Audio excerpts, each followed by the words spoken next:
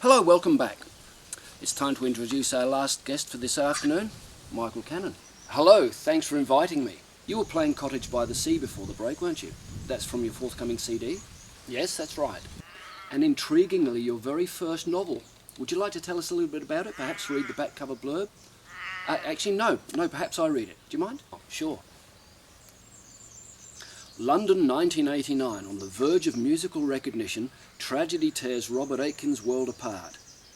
He turns his back on the city, the industry and the people he loves, walking away with nothing more than 2 guitars, a hat in a box and the beast shadowing his every move.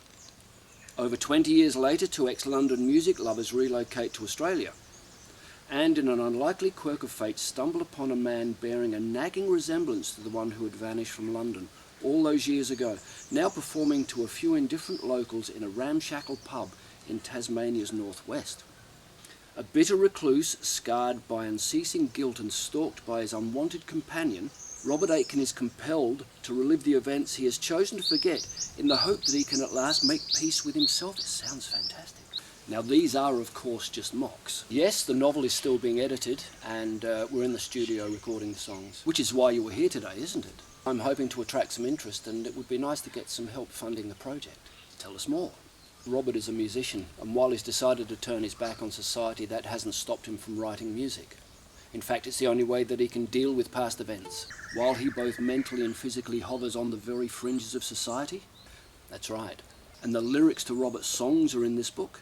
Lyrics that are part of the Tramp storyline are expanded into melody on the CD. Fascinating. So what kind of music can we expect? Each song tells its own story. We've got acoustic, we've got full band, blues. There's even a 12-bar humorous punk-like song.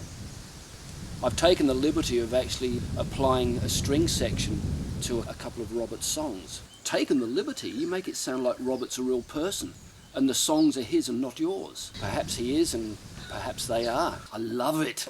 Now back to the funding. I'm hoping to raise $10,000 and that will help with the production, the editing, the mastering. There's a lot involved with these 2 projects and it is quite an expensive exercise. So what are the incentives for people's generosity? The rewards will be different. T-shirts, there'll also be signed CDs or signed novel or even both.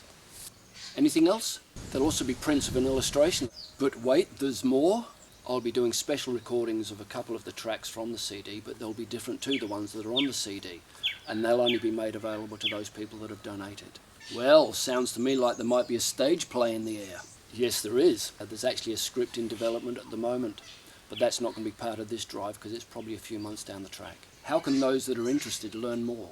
You can see a list of points and the rewards below here, and that's all relevant to people's generosity. Well, Michael, unfortunately time has beaten us, but I do thank you for coming along today and being a part of this show. Thanks for having me, and thanks in anticipation for all those people that want to jump on board the project. So thank you all, and we'll see you next week. Haley, you and me.